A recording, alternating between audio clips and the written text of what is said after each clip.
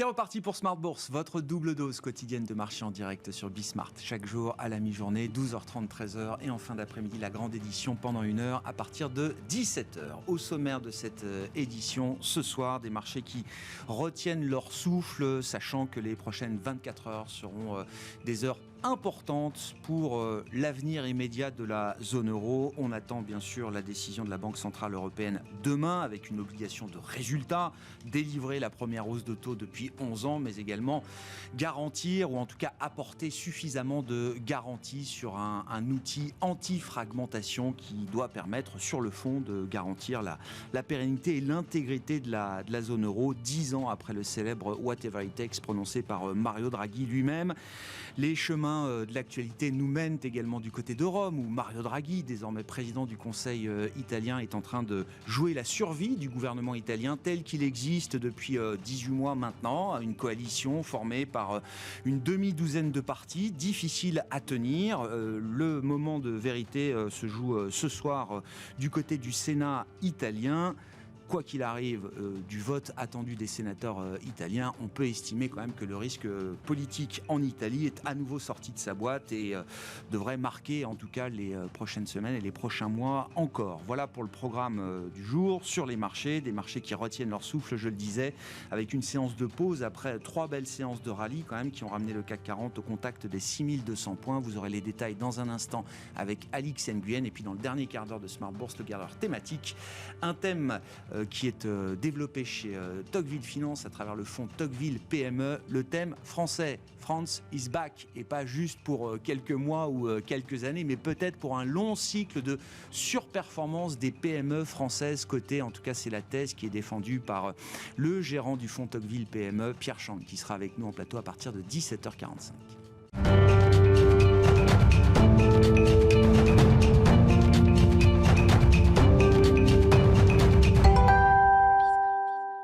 Des marchés donc dans l'attente des résultats des prochaines heures sur le front de la politique italienne ou sur le front de la politique monétaire en zone euro. Les détails du jour avec Alix Nguyen. Après une légère hausse ce matin, le CAC apparaît désormais plus hésitant. À Wall Street, on retrouve la même ambiance. Les craintes quant au gaz russe vont crescendo. Ursula von der Leyen a présenté aujourd'hui les grandes lignes du projet de la Commission européenne. Un plan visant à réduire de 15% la demande européenne de gaz pour surmonter la chute des livraisons russes. Afin de se préparer à l'hiver, la Commission européenne a pensé un arsenal de mesures. Elles permettront aux 27 d'affronter une potentielle interruption des approvisionnements russes. Ces derniers constituaient jusqu'à l'an dernier 40% de leurs importations. Ce plan doit être encore discuté par les États membres. Pour rappel, le gazoduc Nord Stream 1 est fermé depuis le 11 juillet pour une maintenance de routine devant s'achever demain. Les Européens redoutent que Moscou ne rouvre pas le robinet. Et puis, on retient une affirmation du ministre russe des Affaires étrangères, Sergueï Lavrov, selon laquelle la Russie ne se concentre plus uniquement sur l'est du pays, mais sur une série d'autres territoires.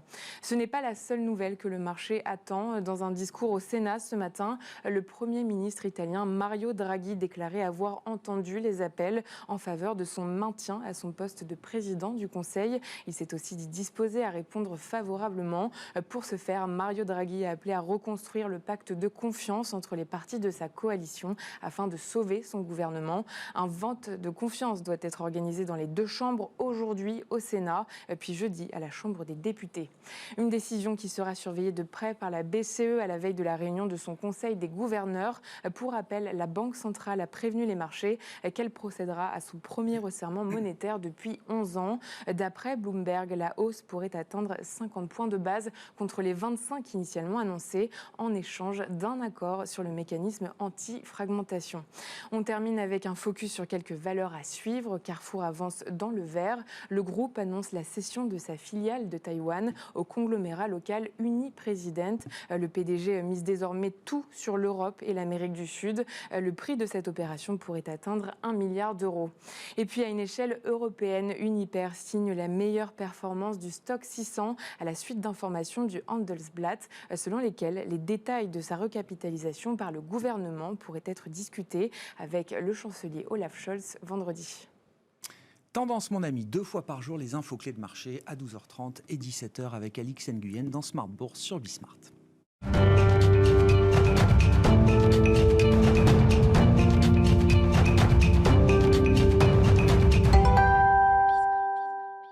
Trois invités avec nous chaque soir pour décrypter les mouvements de la planète marché. Frédéric Rosier est avec nous ce soir, co-responsable de la gestion de portefeuille chez Mirabeau. Bonsoir Frédéric. Bonsoir Grégoire. Merci d'être là. Merci à Jean-François Robin de nous accompagner également ce soir. Bonsoir Jean-François. Bonsoir. Vous êtes directeur de la recherche de Natixis et Vincent Lecartier avec nous également en plateau. Bonsoir Vincent. Bonsoir Grégoire. Ravi de vous retrouver. Vous êtes responsable de l'allocation d'actifs de WeSave. Beaucoup de questions auxquelles on n'a pas encore toutes les réponses, mais les prochaines heures vont être importantes pour l'avenir de la zone euro, je le disais. Qu'est-ce qui vous paraît d'ailleurs peut-être le plus important dans les questions qui se posent aujourd'hui aux investisseurs? Est-ce que le gouvernement italien, est-ce que l'Italie va s'enfoncer encore un peu plus dans la crise politique? Est-ce que le gaz russe reviendra demain à travers le gazoduc Nord Stream 1 et à quel débit? Est-ce que la BCE sera crédible dans sa volonté de couvrir le risque de fragmentation qui existe en zone euro aujourd'hui? De quelle ampleur sera la hausse de taux de la Banque Centrale Européenne demain? Vincent. Alors, risque politique italien, de toute façon, c'est récurrent. Généralement, un gouvernement italien ne tient même pas une année. Donc, exceptionnellement, Draghi a réussi à tenir beaucoup plus que ses prédécesseurs. Donc, c'est quelque chose auquel les marchés sont en réalité habitués, même si, évidemment, les circonstances en termes de niveau de dette du pays et la possibilité d'une bascule vers l'extrême droite et donc vers un mouvement qui serait anti-européen pose un vrai sujet. Pour ce qui est du gaz russe, de mon point de vue, de façon assez simplifiée, j'ai tendance à dire que on peut comparer ça au Covid, c'est-à-dire qu'on va se retrouver avec un certain nombre d'entreprises qui, du jour au lendemain, ne pourraient plus fonctionner. On les subventionnerait à coût d'euros versés par le déficit budgétaire. Et puis voilà. Enfin, pour moi, c'est pas forcément très grave. Ouais. Ça veut dire que la croissance décrocherait. Les agents économiques directement pénalisés seraient subventionnés. Et puis derrière, on essaierait de trouver des alternatives, soit pour se fournir en énergie, soit pour basculer vers des nouvelles énergies. Et au fur et à mesure, l'économie se remettra en place. Intéressant. Mais pour vous, du point de vue du marché, vous dites que c'est un risque identique au Covid. On couvrira les entreprises qui ne pourront plus opérer à cause d'une pénurie ou d'une rupture d'approvisionnement en gaz. C'est une force majeure et pour moi, ça sera traité de la même manière par les États. Donc d'une certaine manière, ça ne veut pas dire que le marché aura tout de suite en tête ce type de réaction. Mais c'est le schéma Covid, quoi. Mais pour moi, c'est le schéma Covid qui doit se reproduire. Pour ce qui est de la BCE, le timing d'annonce demain de hausse de taux est compliqué par la situation en Italie. Mais d'une certaine manière, de toute façon, on doit arriver à une normalisation. Et la question de la gestion des spreads, des écarts de taux entre les pays, était de toute façon quelque chose qu'il fallait programmer tant qu'on n'a pas véritablement une Union européenne pleine et entière. Donc de toute façon, pour moi, ça faisait partie des étapes qui devaient arriver. Le timing est compliqué. Oui, effectivement, il y a une concentration d'événements en quelques heures qui fait que la décision de la BCE sera peut-être difficile à prendre. Il n'y a pas de bonne ou de mauvaise décision sur les marchés, ça fonctionne par rapport aux attentes des investisseurs. Qu'est-ce que les investisseurs attendent de la Banque Centrale Européenne demain? Ça devient presque consensuel maintenant, les 50 points de base. Ça ne l'était pas il y a quelques temps, mais ça devient presque consensuel. En tout cas, il y a une grosse partie aujourd'hui des investisseurs qui pensent qu'on va avoir 50 points de base, notamment parce qu'il y a ce dialogue sur un OMT, un programme qui pourrait soutenir le risque de fragmentation, et ça serait la contrepartie finalement qu'on céderait vis-à-vis de la position allemande si on veut effectivement soutenir l'Italie. Consensus également sur le fait que les trois taux de référence, puisque les taux de dépôt sont à moins 0,50, ça pèse quand même, mine de rien, notamment sur le secteur bancaire.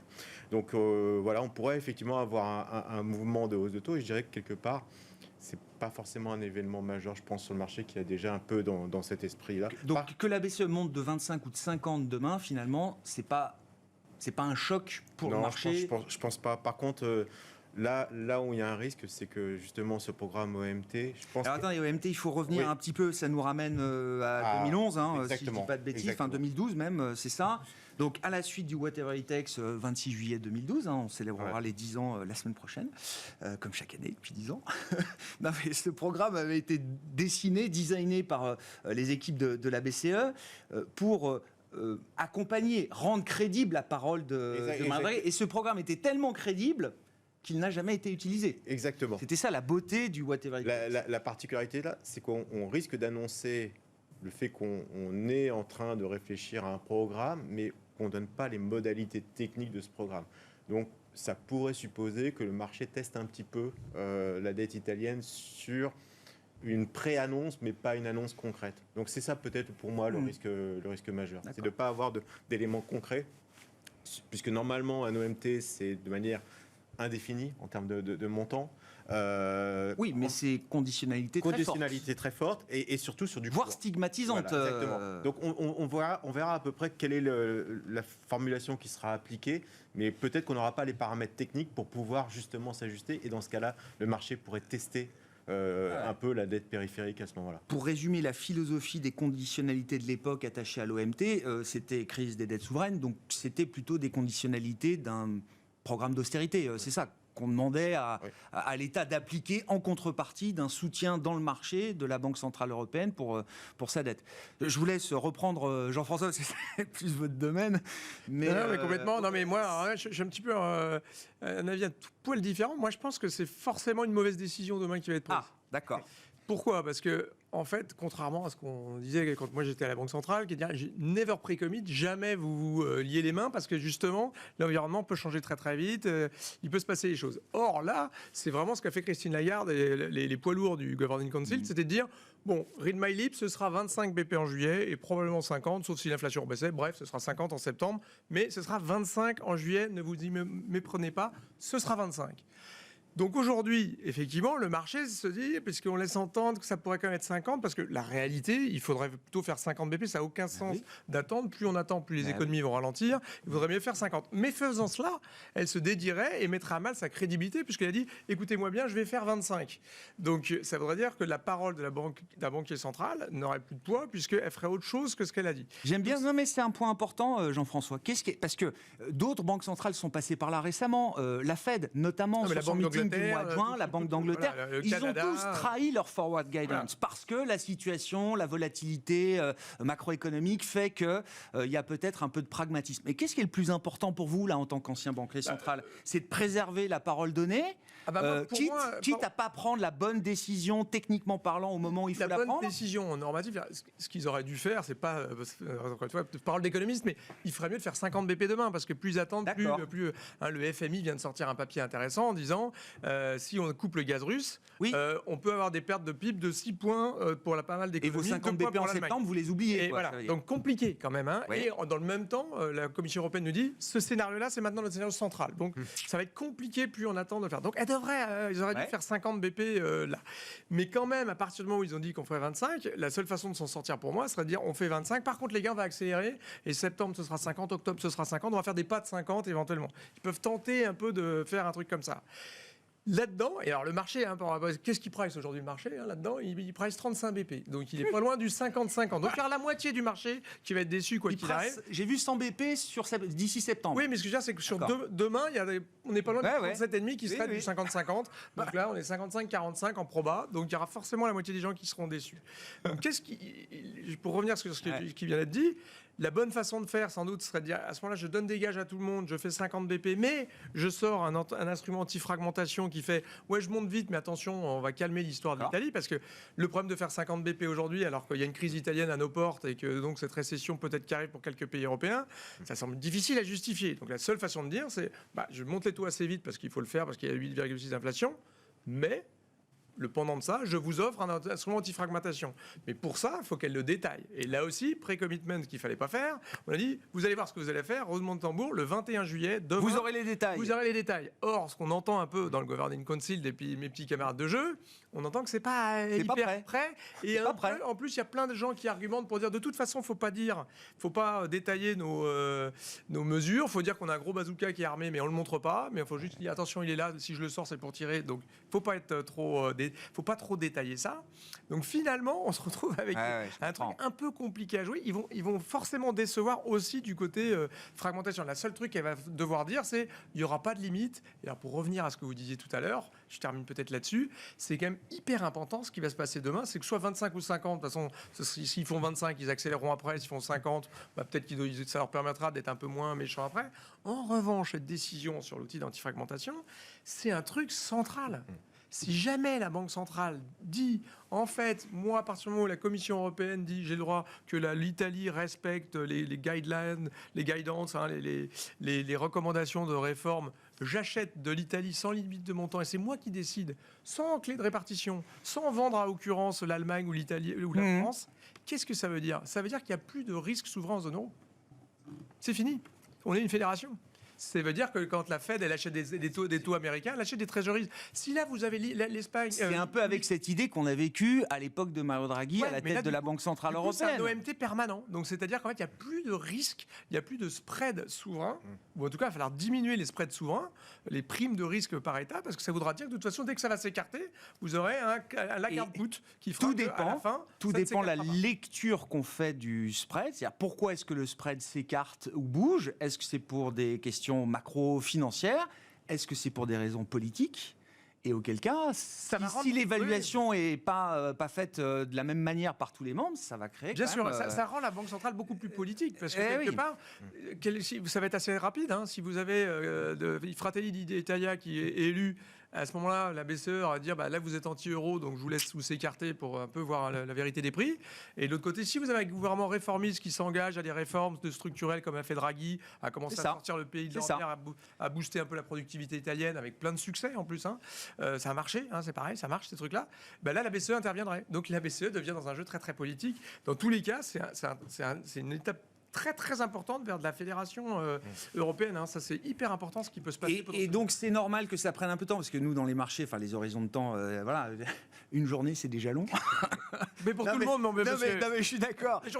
Ils ont quand même envoyé un communiqué en urgence le 15 juin. J'ai de mémoire entre le Whatever It Takes 2012, 26 juillet et le détail du programme OMT, il s'était écoulé 2-3 mois. Je crois que l'OMT avait été présenté en octobre de mémoire. Oui, mais non, mais l'horizon de temps, il est pas. Donc, on est quand même encore dans les clous. On peut accepter qu'une banque centrale mette un peu de temps à réfléchir à des enjeux aussi. Si on veut être un peu cynique, on a fait du chemin entre le moment où la Banque centrale européenne n'est pas là pour régler les histoires de spread, où la Banque centrale européenne maintenant est organisée pour gérer les spreads. On voit bien qu'on a complètement changé de paradigme, mais à raison sans doute. Il n'y a pas le choix. C'est un point majeur, comme le dit Jean-François, du point de vue des investisseurs, des marchés, au-delà de la hausse de taux. Et puis de toute façon, on parlera de l'inflation, mais toutes les anticipations d'inflation sont en train de se calmer et de nous dire que l'inflation sera sous contrôle demain, donc on pourra en reparler. Non, mais du point de vue de la fédéralisation de la zone euro, du point de vue de la perception que les investisseurs étrangers auront demain de la zone euro, ce qui se joue à travers ce programme, c'est quelque chose de fondamental? On a déjà eu une première étape pendant la Covid,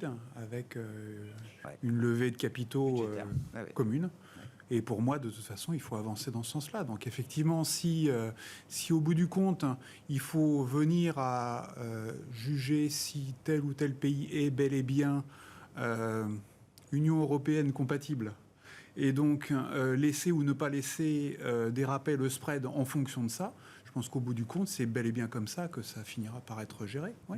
C'est-à-dire en clair, soit vous acceptez de rentrer dans l'Union européenne du début à la fin, de jouer le jeu, et à ce moment-là, on vous aidera. Et effectivement, vous aurez des taux d'intérêt qui seront bas parce que vous faites partie de l'Union, parce que vous jouez le jeu. Sinon, vous serez sanctionné, et tant pis pour vous. Quitte au bout du compte à aller jusqu'à la situation extrême de l'Angleterre qui est sortie. Alors évidemment, l'Italie, les conséquences seraient dramatiques parce que c'est en plus un pays euro et non pas livre sterling. Donc ça compliquerait encore plus les choses. Mais je pense que c'est bel et bien la logique. Mais si on pousse le raisonnement un tout petit peu plus loin, ça va vraiment au-delà de ça. C'est-à-dire qu'aujourd'hui, on voit que la Banque centrale est en train de se doter de nouveaux objectifs, notamment de transition énergétique, etc. Mais on voit aussi que la Commission européenne s'est elle aussi dotée de nouveaux outils sur l'état de droit. Donc on peut tout à fait imaginer à un moment ou à un autre que la Banque centrale européenne dise vous ne respectez pas les objectifs de transition énergétique, donc je ne vous soutiens pas votre dette. Donc on a vraiment un outil qui devient, c'est vraiment un changement institutionnel. C'est pour le pire ou pour le meilleur? C'était le gouverneur de la Banque de Slovaquie, parce que c'est en Slovaquie, je crois, demain le meeting à Bratislava, enfin, il me semble, qui disait dans un petit thread sur Twitter, attention, on est en train à nouveau de charger la barque de la Banque Centrale Européenne, de lui demander de résoudre Ce serait assez toutes les inédit, en tout questions, cas, hein. tous les Ouais. problèmes. Un vrai filet de sécurité pour l'euro, c'est un filet de sécurité politique et donc budgétaire. Et donc, il ne faut pas se leurrer.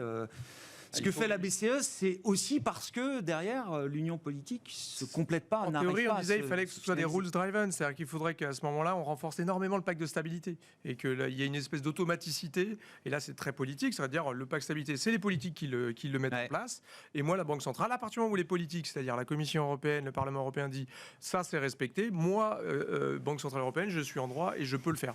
Vous disiez quand même, Frédéric, le risque, en tout cas dans l'immédiat, c'est que le programme ne soit pas suffisamment inspirant, crédible, finalisé, détaillé, et que, quoi qu'il advienne de Mario Draghi dans les prochaines heures ou les prochains jours, le marché a quand même un peu testé Ouais, l'idée. il le et fera, de toute façon, à chaque fois, il le teste et il le fera. On voit par exemple sur le marché italien, qui est un peu attaqué. Il y a des valeurs assez liées à l'État, par exemple dans l'énergie et tout ça, qui ont souffert. Donc on voit bien qu'il y a déjà une pression sur le marché action, sur le marché obligataire. Donc oui, clairement, on l'a vu par le passé, systématiquement, on attaque, on regarde un petit peu quelle est la capacité de réaction des banquiers centraux. Donc oui, il y aura, à mon avis, il y aura un petit mouvement quand même, quoi qu'il arrive demain, sur la dette périphérique. Vous disiez, Vincent, pour finir sur l'Italie, mais vous disiez effectivement, on a l'habitude des crises italiennes, oui, 70 gouvernements et plus, je ne sais plus, depuis la Seconde Guerre mondiale, mais là, c'est Mario Draghi. Enfin, je veux dire, c'est pas un peu Premier ministre italien ou un président du Conseil comme les autres, d'une certaine manière. Non, c'est un garant de crédibilité. Ouais.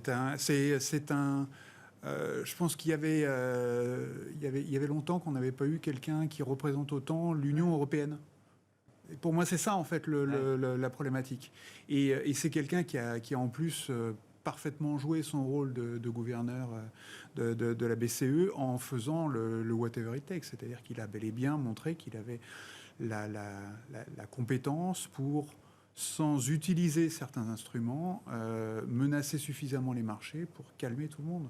Donc oui, c'est quelqu'un qui rassure énormément les marchés financiers et ça aide beaucoup. Donc c'est clair que ça serait pénible pour les prochaines semaines sur les marchés obligataires, sur l'euro, oui, il y a un enjeu significatif. Donc, Ce qu'on ne mesure pas, c'est que j'étais avec des investisseurs américains tout à l'heure. Non, mais en fait, pour nous, on ne peut pas le dire en France, mais en fait, Mario Draghi, c'est le Macron français. C'est-à-dire que c'est le garant de la construction, de l'accélération de la construction européenne. C'est vu comme Monsieur Europe. Ces deux-là sont un peu les piliers. Et ce que me posait comme question, me dire, mais est-ce qu'on n'est pas dans de nouveau une crise européenne qui est en train de se faire? Parce que si Draghi tombe et que le PLF français passe pas et que du coup, ils sont obligés de dissoudre l'Assemblée nationale et qu'à la fin, Macron se retrouve avec un Premier ministre qui lui est plus favorable, etc.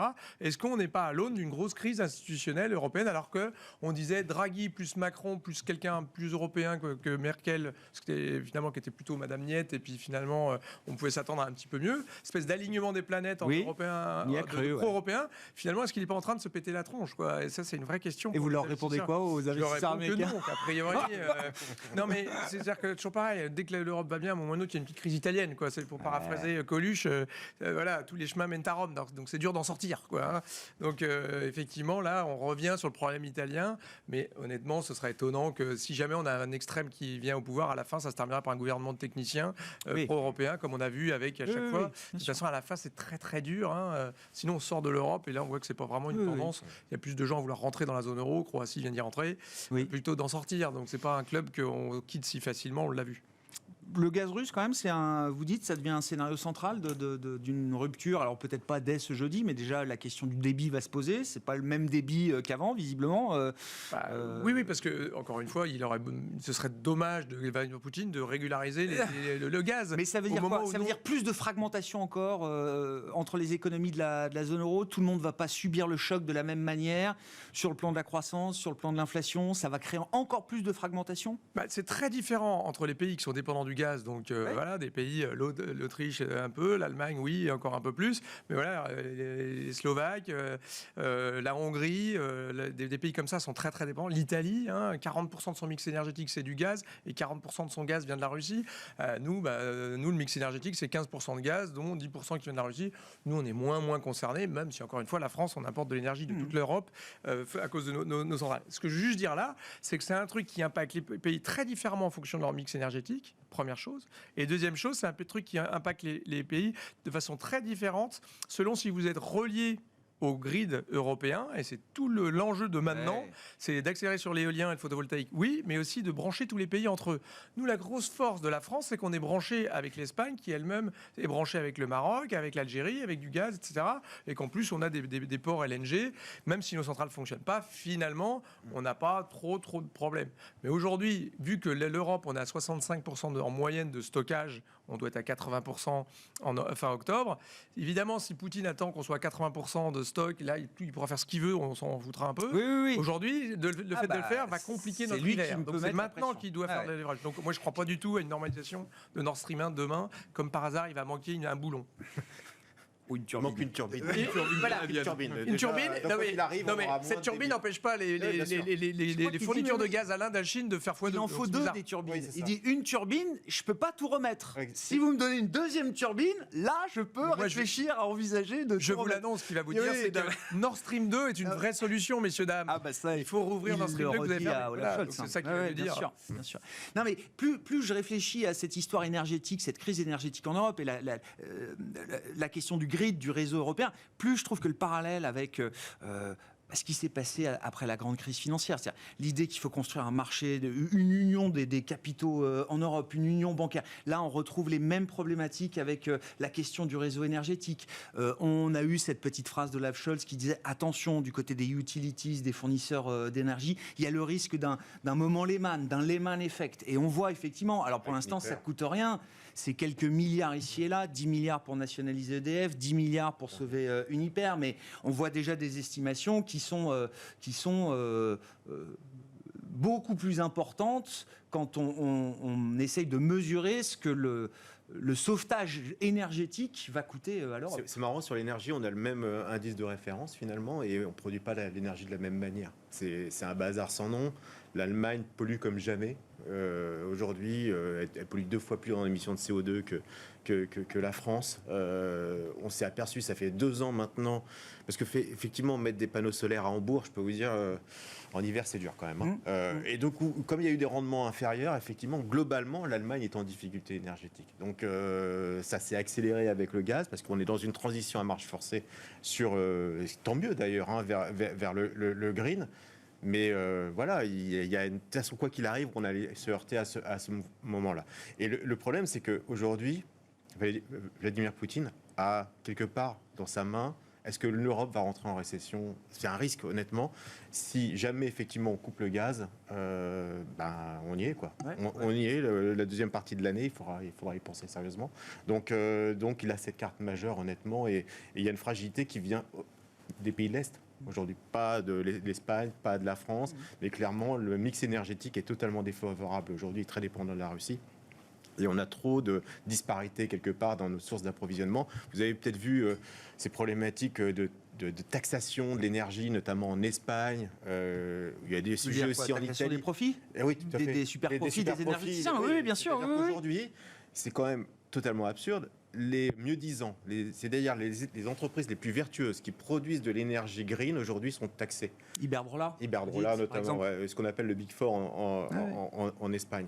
Donc c'est vrai qu'aujourd'hui, c'est taxer les moins-disants et quelque part aider, et c'est le cas des entreprises les plus polluantes, c'est voilà, la sanction qu'on a du phénomène de pénurie de gaz aujourd'hui en Europe. Petite remarque quand même, l'Allemagne est en grande difficulté, mais on est encore en plus grande difficulté qu'elle. Il faut arrêter de dire que l'Allemagne est l'homme malade de l'Europe sur l'énergie. Sur le plan de l'énergie. Non, mais ce que je veux dire, c'est que nous, on importe aujourd'hui l'électricité d'Allemagne depuis 6 mois. On importe de l'électricité depuis l'Espagne et fait nouveau de... Jamais on a vu ça de toute l'histoire. Parce que maintenance du nucléaire, etc. Bien sûr, et qu'on n'a pas de renouvelable. Mais qu'est-ce qui se passe? On importe de l'électricité de Grande-Bretagne pour la première fois de l'histoire. C'était notre premier client. Donc non, l'Allemagne va pas bien, mais on lui importe de l'électricité. Et le scandale absolu, c'est qu'en plus, évidemment, l'Allemagne, elle a 55% de renouvelables depuis le début de l'année. Donc quand même, nous, on a 22. Donc on peut pas leur donner trop de leçons là-dessus. Malgré le froid, etc., ils font plus de photovoltaïque, ils en font 10 fois plus que nous. En revanche, évidemment, nous, on leur apporte de l'électricité pour partie qui vient du charbon que font les Allemands. Donc, quand on met tous ensemble, là, sur tous les plateaux de télé, l'Allemagne, vraiment, ils sont dans le caca, pardon de cette expression, mais on est nettement moins bien qu'eux. On est un peu tous dans le Mais même non, bateau on de est ce point pire. de vue. Nous, on importe de l'électricité allemande. Il n'y a rien de pire. Bon, le stress hydrique, c'est un vrai sujet. Le niveau du Rhin, on en reparle aussi. Et là aussi, on se souvient, 2018, ça avait été un vrai sujet macroéconomique pour le fonctionnement de l'industrie allemande dans son ensemble. Voir le niveau de la Loire, on est obligé de fermer nos centrales nucléaires. C'est vrai. Mais non, mais c'est vrai. En plus, J'arrête ça, de il y a le regarder à réchauffement l'étranger. Non, mais c'est vrai. Mais non, mais on ferme des centrales aujourd'hui où on devrait les fermer parce qu'on avait passé des décrets d'exception. Mais en fait, les centrales ne devraient pas fonctionner parce qu'on rejette trop d'eau chaude. Donc en fait, il y a un alignement de plein de planètes défavorables. C'est un désalignement de planète, là, pour le coup. Non, mais là, on est dans le mauvais sens. C'est qu'il y a le réchauffement climatique qui nous arrive en plein dans la tronche. Passons aux bonnes nouvelles, Vincent. Bon courage. Pourquoi les résultats d'entreprise vont être bons encore ce trimestre? Si c'est ce à quoi il faut se préparer. De façon assez simple. Si on a 2-3% de croissance, si on a 8% d'inflation, c'est-à-dire que les chiffres d'affaires se portent mécaniquement très bien, on a des taux de marge qui étaient au plus haut au premier trimestre, même s'il y a un pincement, de toute façon, les bénéfices vont être très confortables. Donc d'une certaine manière, pour moi, l'indicateur de risque est paradoxalement celui de l'inflation qui commence à décélérer. L'inflation qui commence à décélérer, ça veut dire que le pricing power des entreprises commence à se détériorer et que leur chiffre d'affaires commence eux aussi à être en risque. Donc d'une certaine manière, celui-là de trimestre, moi je ne suis pas du tout inquiet. Éventuellement pour la fin de l'année, on peut se poser des questions, mais pour le moment, absolument pas. Le problème, c'est ce que disait Christian Parizeau hier chez nous, le problème pour les résultats, les bénéfices des entreprises, c'est pas l'inflation, c'est la désinflation. C'est la désinflation, mais bien sûr, tout à fait. Et donc là, ça devrait être encore bon. Ça implique, le marché est prêt à ce que les résultats soient bons ou pas quand on jauge un peu des niveaux de valorisation, du niveau de pessimisme ambiant. Alors là, ça fait 3 jours que ça rebondit un peu, donc on respire tout de suite. Mais on était sur des plus bas il y a encore quelques semaines. Je trouve que le marché a été un peu sévère sur un certain nombre de secteurs. Je pense notamment au secteur de croissance, la techno, le luxe ou ce genre de secteurs qui ont vraiment, boursièrement parlant, énormément été pénalisés de façon très mécanique par la remontée des taux d'intérêt. Mais je trouve que la qualité des résultats, moi je vois pas trop pourquoi le contexte aurait radicalement changé pour ces sociétés et pourquoi ça s'effondrerait. Il y a des phénomènes de change qui vont beaucoup jouer favorablement pour les entreprises européennes. Ouais. Et généralement, les entreprises américaines, elles sont plutôt tournées vers le domestique, ou elles sont moins sensibles en tout cas à ce facteur-là. Donc moi, je suis plutôt optimiste sur une contribution positive du change pour les entreprises européennes et par le fait que ça ne soit pas trop négatif sur les entreprises américaines. Quand je regarde la croissance américaine, on est toujours sur quelque chose de très confortable. La problématique de structures de coûts élevées, notamment énergétiques, bon, ils vont payer plus cher leur énergie, so what, hein, ils en ont. Ils le paieront plus cher, mais il n'y a pas de pénurie d'énergie. Il n'y a pas de pénurie. Bien sûr. Donc pour eux, je ne suis pas forcément inquiet. Les entreprises de tech, quand il s'agit de gérer une masse salariale, ça fait des années qu'elles n'ont que ça à faire et elles ne sont pas préoccupées ou quasiment pas préoccupées par la question de l'énergie ou des matières premières. Ouais. Donc je ne vois pas pourquoi ces entreprises, même si effectivement on consomme un peu moins de biens industriels, on se tourne de nouveau un peu plus vers les services. Donc je vois bien qu'il y a des choses qui bougeotent. Mais de là à imaginer que ça va s'effondrer, je vois absolument pas pourquoi. Est-ce que les secteurs croissance, là que vous citez, tech ou la croissance en Europe, est-ce que le marché va dans votre sens ? Est-ce qu'on a des signaux dans le marché qu'en relatif, c'est des secteurs qui commencent à reprendre un peu le dessus ? Déjà en performance relative, ouais. Oui, depuis un mois, ça se voit. Et pour moi, de toute façon, vous êtes sur des sociétés qui ont... déjà, si vous avez une hypothèse de pic d'inflation qui approche, mécaniquement, vous jouez de nouveau le fait que la pénalisation par la hausse des taux, c'est un phénomène derrière nous. Ouais. Deuxième chose, ce sont des entreprises qui généralement ont beaucoup de cash, qui génèrent énormément de trésorerie. Si les taux d'intérêt sont à 3% aux États-Unis, vous Ça êtes bien rapportera mieux de rémunéré l'argent. sur votre trésorerie que quand vous étiez à grosso modo à zéro. Donc pour ces entreprises, là aussi, d'une certaine manière, il y a un retour sur investissement qui est sympathique. Enfin, moi, ça me va très bien. Ensuite, dans les phases de ralentissement économique, généralement, ces entreprises ont tendance à avoir une surcroissance qui est très forte. Donc, ce sont, entre guillemets, des havres de paix, des havres de croissance qui sont mécaniquement recherchés par les investisseurs dans les phases de décélération. On va vers une décélération économique. Donc, moi, ça me va très bien d'être plutôt positionné là-dessus. Et comme en plus, la plupart d'entre elles ne sont, pour ainsi dire, pas concernées, ou en tout cas ont un tel pricing power sur la partie matière première, qu'elles s'en fichent complètement. Moi, je suis vraiment à l'aise sur ce type de dossier. Oui, bien sûr. Ouais. Bien sûr. Après, c'est quand même un choc de pouvoir d'achat qu'on n'a pas vu à ce point dans les crises précédentes. Enfin, je me souviens pas qu'en en 2008, en 2010, on se soit posé la question de savoir si on allait acheter le prochain iPhone ou pas. Oui, la réponse était oui, mécaniquement, forcément, tout le monde avait envie d'acheter le prochain. Est-ce que là, c'est encore le cas ? J'aurais tendance à dire que le dernier iPhone, je l'ai acheté.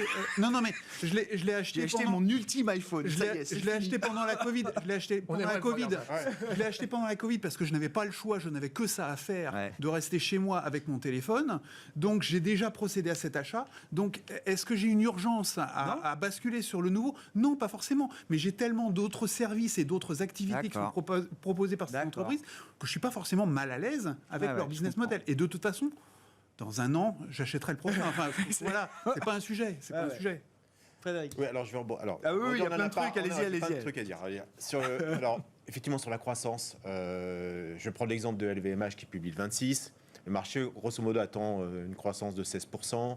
Un petit rappel, le trimestre dernier, 24% de croissance, 6%, un quart de la croissance qui est due au FX, au Forex.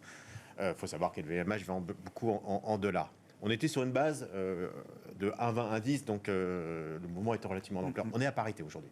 Donc on peut imaginer que cette part-là... Il double la mise sur les gains liés au Forex. Première chose. Deuxième chose, aller dans les aéroports en ce moment, les duty-free sont remplis à ras-bord. Donc cette activité... Et puis on a du temps pour consommer dans les aéroports en ce moment. Exactement. Faut pas louper la queue quand même. Voilà. Donc, deuxième chose. Troisième chose, c'est des entreprises qui bénéficient d'un vrai pricing power. Donc je suis totalement à l'aise. Quatrième chose aussi, c'est que j'ai déjà parlé de ce sujet lors de la précédente émission, mais on a normé les multiples de valorisation. C'est-à-dire que 2020 nous a fait exploser les multiples. Les PE sont passés sur, en gros, je prends souvent cet exemple de Hermès, de 40 fois à 69 fois. Là, on revient sur la norme historique. Donc, on n'est même plus en excès de valorisation, hormis peut-être L'Oréal. Mais globalement, on a normé. Donc, on est sur des entreprises qui sont pas chères, sur une croissance supplémentaire avec le change, et en plus avec le trafic aérien qui reprend, le duty-free. Donc, et la digitalisation, parce qu'on va dire oui, mais la Chine est lock. Oui, mais la croissance du digital est très très forte. Donc ça, c'est un premier point. Sur la croissance. Donc on achète du luxe, quoi. Oui. Vous êtes à l'aise et personne ne vous en voudra de vous planter sur du LVMH sur ces niveaux-là. Deuxième chose, sur la croissance et l'inflation. Je pense réellement que le pic d'inflation aux États-Unis est derrière nous. Et je regarde et... Je reviens, alors je racontais ma vie, je reviens du Canada, j'ai fait beaucoup de voitures, j'ai commencé mon voyage, je payais 2,10 le litre, j'ai fini au bout de 9 jours à 1,75 le litre. Le gallon aux États-Unis est passé de 5 dollars à c'est très volatile. 4,50. Ça a commencé à baisser après la dernière réunion de la Fed, je crois. Alors, mais j'ai deux choses, par exemple, le prix du fret. Le prix du fret, c'est moins 30% le prix du fret en 3 mois. Vous regardez les dernières indications sur les loyers, parce qu'on disait tout le temps, on sortait toujours la même chose. On disait les loyers et tout ça. Le loyer, ça ne monte plus. C'est-à-dire que les derniers chiffres aujourd'hui sur des indicateurs d'acteurs privés. D'accord. On ne parle pas des chiffres qui parce sont que là. dans le CPI, ça monte encore quand même. Non. Là, je ne parle pas de là, mais ce qu'on constate au moment où on se parle, une sorte de plafond. Autre chose, on parlait souvent des véhicules d'occasion. Oui. Ça ne monte plus. Voire ça baisse. Les prix de l'occasion, du véhicule d'occasion et les stocks remontent. Donc vous additionnez tout ça et vous dites on est à 9,1 aux États-Unis. Il y a bien sûr des éléments volatiles de l'inflation de second tour qui sont là, qui vont continuer. Mais je pense réellement qu'il y a beaucoup de choses qui nous indiquent que les chiffres d'inflation vont ralentir. Alors on restera peut-être haut, mais il est fort Oui, probable parce que face aux items que vous citez, Frédéric, il y en a d'autres qui continuent de monter et qui sont amenés Oui, à mais continuer regardez, de monter. là, Donc, oui, alors, en net, il faut regarder aussi sur le fret. ce qui pèse. Et... Sur le fret, c'est moins 30% parce que notamment la voie Shanghai, Los Angeles, Shanghai, New York est en forte baisse. Par contre, très forte hausse entre Rotterdam et New York. Pourquoi ? Et on l'a vu lors des publications du PIB du premier trimestre aux États-Unis, la partie importation était très forte. Oui, oui. Et c'est vrai que cette partie importation, quand vous avez un euro aussi faible, qui est un beau soutien aussi pour nos entreprises, on le verra, ça peut être une forme quelque part de déflation importée. Donc, je sais pas, j'additionne tout ça, je me dis que je suis pas loin de penser que les derniers chiffres qu'on a connus, effectivement de 9,1, étaient peut-être effectivement ce niveau haut maximum, et dans un marché qui anticipe. Si on commence à avoir des dérivés secondes qui se retournent sur l'inflation, les valeurs de croissance qui ont quand même sérieusement corrigé, pourraient retrouver quand même... Donc c'est un bon moment, vous dites. Ouais. On verra très le fort. timing. Ouais. L'avenir nous dira si le timing était le bon. Mais vous dites c'est fondamentalement c'est un bon moment. Attention, on a des profit earnings aujourd'hui. On a HelloFresh en Allemagne, des modifications de consommation qui sont très très fortes aujourd'hui. Vous avez demandé à des Costco, à des gens comme ça aujourd'hui, ça. Vraiment, pour le coup, c'est radical. Ils n'ont pas vu ce genre de modification de consommation. Donc attention, il faut plutôt aller sur des choses effectivement comme le luxe, mais attention quand même sur une partie de la consommation discrétionnaire. Mmh. Bon, là aussi, sur l'idée qu'il faut réinvestir peut-être tactiquement, là, c'est un bon moment pour le faire. Dans un océan de pessimisme historique peut-être chez les investisseurs. Ça compte aussi, j'imagine, dans ce qu'on regarde pour essayer de déterminer un timing d'investissement, Vincent. De toute façon, il faut être contrariant dans ce genre de situation, surtout si on a un horizon d'investissement qui est suffisamment long. Donc ça, c'est le premier principe pour moi, quoi qu'il arrive. Quand vous voyez les investisseurs être ultra pessimistes... Il y a suffisamment d'excès de ce point de vue-là pour se permettre d'être contrariant avec des horizons de temps... Ça a beaucoup trop de cash, beaucoup trop de couverture. Donc pour moi, de toute façon, les marchés peuvent continuer de baisser progressivement. Mais le décrochage très brutal, hormis une actualité géopolitique ou je ne sais quoi, mais un décrochage qui serait lié au résultat, ça, j'y crois absolument pas. Donc je pense que quoi qu'il arrive, les investisseurs n'ont qu'une envie, c'est d'utiliser leur cash, de lever leur couverture dès qu'ils le peuvent. Donc pour moi, de toute façon, le point bas, je ne sais pas s'il a été fait, mais je pense qu'on va faire un U. Voilà. Je ne sais pas où on en est exactement de U, mais je pense qu'on va faire un U. D'accord. Pour moi, il faut utiliser une partie. On rentre dans une période, toute chose égale par ailleurs, où il va falloir redéployer au fur et à mesure. Oui, et plutôt aller vers des valeurs défensives de croissance, celles qui profitent de l'hypothèse du pic d'inflation qui sera atteint. Donc pour moi, c'est là. C'est là qu'il faut réallouer. Le high yield. Moi, je pense que maintenant, il y a un rendement qui est satisfaisant. Je ne sais pas ce que seront l'ampleur des défauts, parce que je ne sais pas... Même en cas de récession demain, dans des zones importantes... On est rémunéré pour ça. Vous avez du 9% sur du high yield. Donc, pour moi, vous êtes rémunéré aujourd'hui. Pour moi, le point d'interrogation dans les actifs un peu défensifs, c'est l'or. Voilà. Nous, on en a remis un petit peu avec l'hypothèse que le différentiel de politique de taux entre l'Union européenne et la Fed se calmerait. Donc le dollar se calmerait et que du coup on aurait un dollar qui pourrait, un or qui pourrait de nouveau attirer un petit peu les investisseurs. Alors, pas fait grand-chose, mais il n'a pas perdu 20% non plus, contrairement à d'autres marchés. Donc c'est déjà une sorte de protection. Et en euros, ça a rapporté. On avait joué en fait... Meilleure valeur refuge que les cryptos. Ça y est, on a la réponse. On avait joué en fait les obligations indexées sur l'inflation et on a allégé cette pause pour basculer sur l'or. D'accord. La Fed, donc c'est la semaine prochaine, 75 points de base encore, c'est le baroud d'honneur, et puis après, hasta la vista. Moi, je suis assez d'accord pour dire qu'on est quand même pas loin du pic d'inflation, 1, et 2, nous, on prévoit une récession aux États-Unis quand même, donc ça, il y a tous les indicateurs qui vont dans ce sens-là. Encore aujourd'hui, les mises en chantier au plus bas. À quoi, 6-9 mois Ah non, on va avoir un deuxième trimestre qui pourrait être négatif. Alors c'est la récession technique, ça, mais c'est pas d'un point de vue de la datation des cycles, j'ai pas l'impression que ce soit une vraie récession. La récession technique, mais quand vous avez les mises en immobilier qui sont en train de s'écrouler aux États-Unis, la confiance des ménages qui s'écroule, la consommation qui s'écroule, malgré tous tes efforts, la driving season aux États-Unis, c'est la pire depuis 1996. Donc ça laisse pas penser quand même que c'est une économie. La conso aux États-Unis, 70% du PIB. On a une vraie récession aux États-Unis, pas un truc méchant. Mais il faut se souvenir que la récession pendant le Covid aux États-Unis, c'est 2 mois. Là, et donc c'est une récession qui se fait sans remonter du taux de chômage. Chez nous, on pense que le taux de chômage il va à 5,5 en début d'année, en janvier 2023. Donc, non, c'est une vraie. Donc ça peut tourner très vite. C'est une vraie. Et le discours de la Fed peut tourner très vite. Quand vous C'est avez ça ma une Fed question. qui resserre au plus fort c'est le plus fort resserrement des conditions financières depuis 2008. L'économie américaine qui est très financiarisée, le marché immobilier qui s'écroule, tout ça, ça va quand même peser. Donc l'économie américaine à la fin de l'année, elle a 1% de croissance. On vient de 5. Non, c'est un vrai petit choc quand même sur la croissance américaine qui est en train d'arriver. Et donc même si l'inflation n'est pas revenue à 2 en fin d'année, ça n'empêchera pas la Fed de se calmer. Oui, mais ça veut quand même dire qu'on sera peut-être à 5 ou 6 à la fin d'année. On essaie le trend, on va descendre vers 4. Ouais. D'accord. Bon, merci beaucoup, messieurs. Il ne reste plus qu'à délivrer donc pour la BCE demain et la Réserve fédérale la semaine prochaine. Merci beaucoup à vous trois d'avoir été les invités de Planète Marché. Jean-François Robin, Natixis, Vincent Lecartier, WeSave et Frédéric Rosier, Mirabeau étaient avec nous en plateau.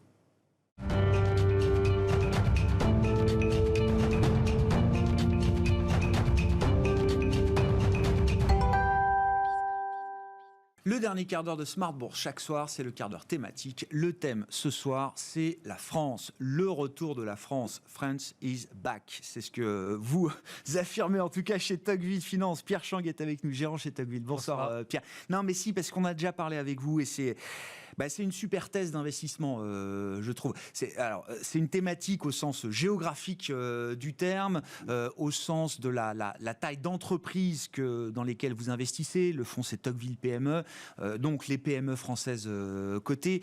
Et votre thèse, c'est pas une thèse à 3, 6 mois, 9 mois ou même 12 ou 18 mois. C'est qu'il y a un cycle, peut-être de 10 ans, 20 ans, c'est comme ça que vous l'écrivez, Pierre, qui plaide pour une surperformance des PME françaises cotées par rapport aux indices de référence.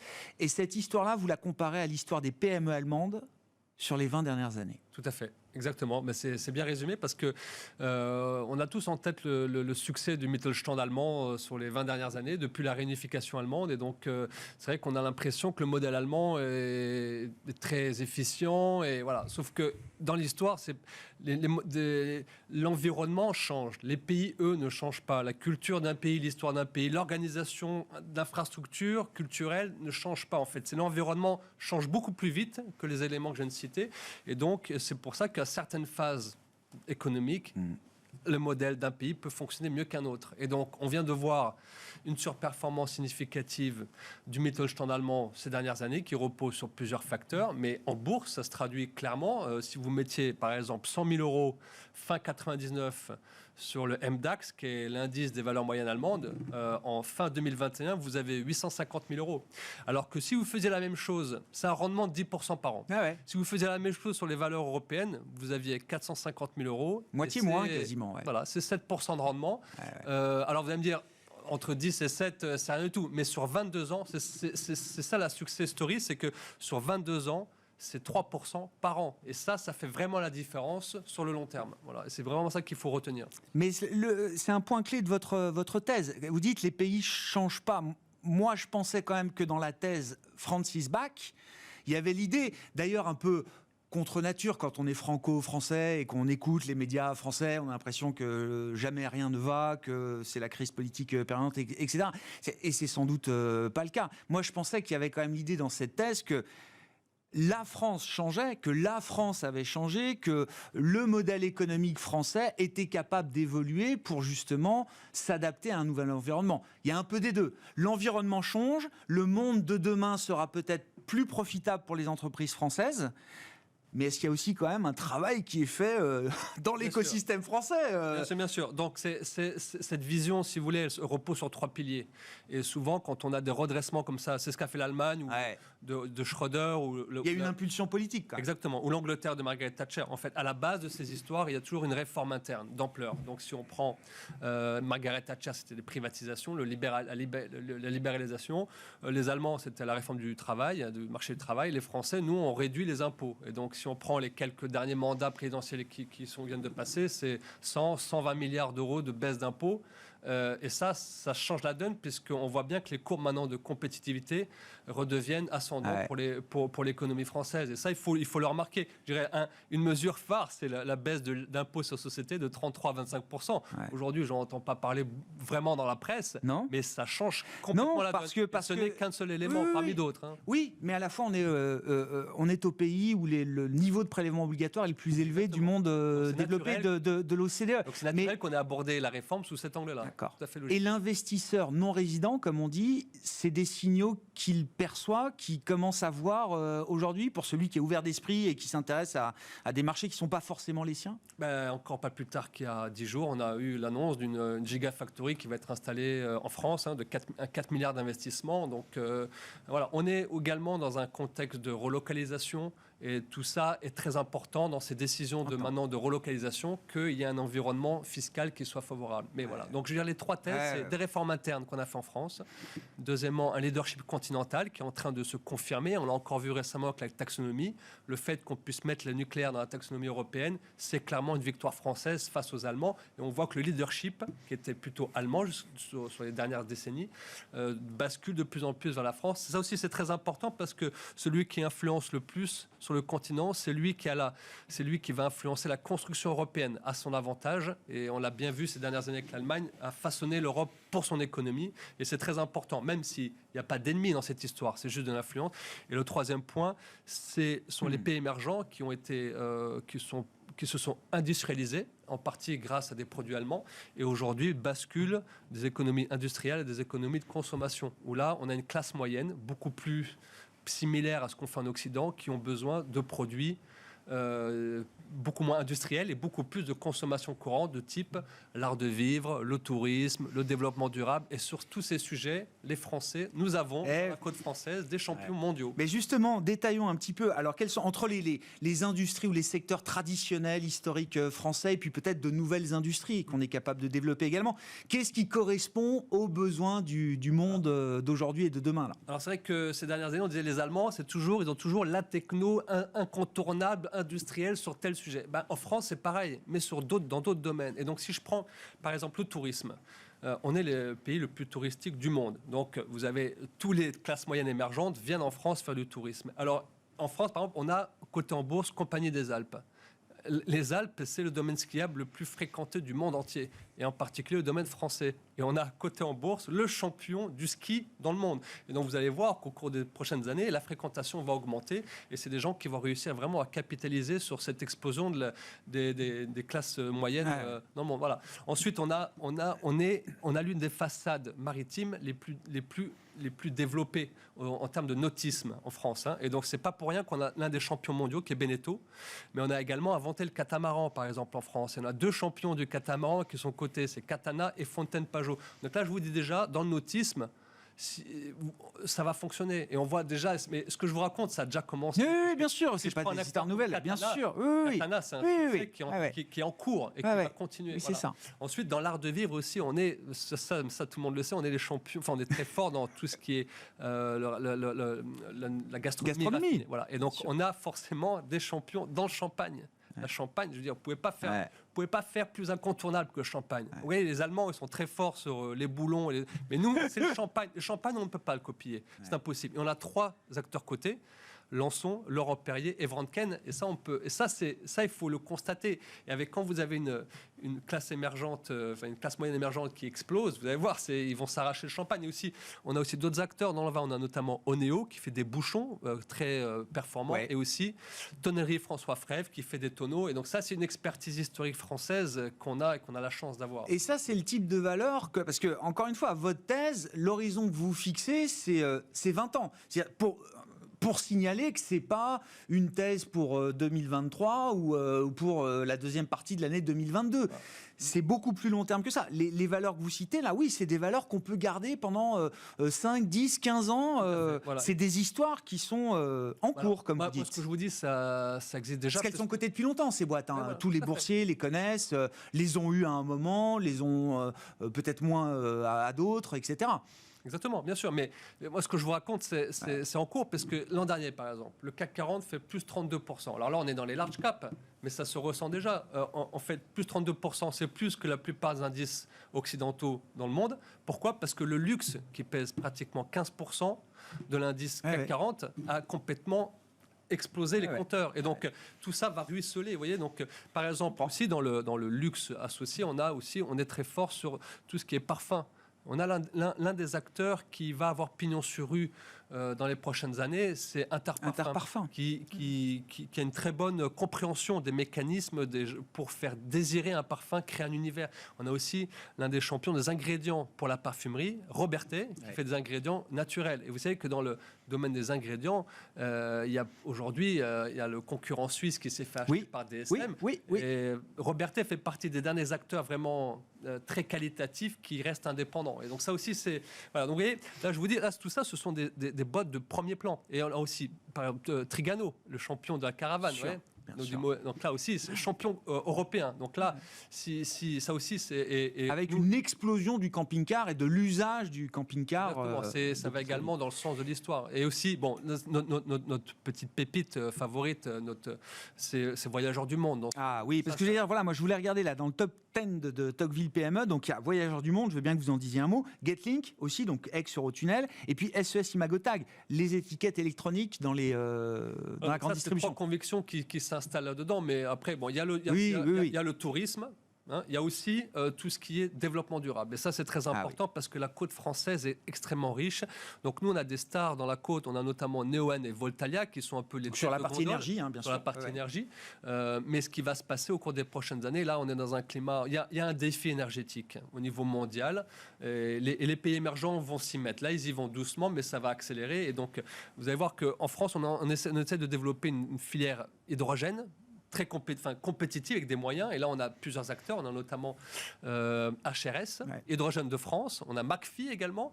Et il y a aussi beaucoup d'IPO qui ont eu lieu ces derniers temps, notamment Waga Energy, qui permet de récupérer le méthane des décharges qu'on peut voir. Et donc là aussi, avec plein de nouvelles technologies. Récemment, Charwood, qui transforme de la biomasse en biométhane. Et donc là aussi, on a toute une ribambelle d'acteurs qui ont des technologies qui vont pouvoir s'exporter au cours des prochaines années. Voilà.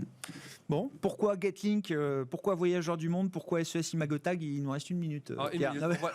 En Voyageurs du Monde, c'est des gens qui sont très forts, qui font du voyage d'aventure, du voyage, qui vous vendent une expérience de vie. Voilà. Et donc là, on est complément dans l'art de vie, dans ce que je vous dis. Et donc là, c'est une success story. Il y a une vraie différenciation, une vraie valeur à ajouter sur le marché du tourisme. Voilà, c'est-à-dire chez ce genre d'acteurs. Avant, on allait chez Marmara, au bord de la piscine avec. C'est l'anti Marmara, là, bien sûr. C'est l'anti Marmara. Oui, complètement. Donc ils ont réussi en Europe, et là maintenant ils vont faire la même chose aux États-Unis. Donc le marché est beaucoup plus gros, et c'est voilà. Getlink, c'est un management extraordinaire et qui vient de tirer un câble électrique dans le tunnel. Donc, pour faire du trading en fait donc ils prennent une marge, et comme les mix énergétiques du Royaume-Uni et du continent sont en train de diverger, les marges augmentent, et vous allez voir que les résultats sans doute seront peut-être bons à l'avenir. Voilà. Bon. Et SES Imagotag, j'adore cette histoire des étiquettes électroniques, c'est ça? Voilà, donc là, leader mondial des étiquettes électroniques. Et là, c'est pareil, ce sont des gens qui vont équiper le monde entier avec les étiquettes et qui sont très en pointe et qui sont français de surcroît. Voilà. C'est bien de le rappeler. Merci beaucoup, Pierre. Et merci d'être venu défendre avec toute votre conviction cette thèse du retour de la France. Et encore une fois, pas pour 6 mois ou pour 1 an. C'est un thème de long terme, justement, pour vous dans les marchés et que vous défendez à travers le fonds Tocqueville PME. Pierre Chang qui est avec nous, gérant chez Tocqueville Finance, invité du quart d'heure thématique de Smart Bourse ce soir.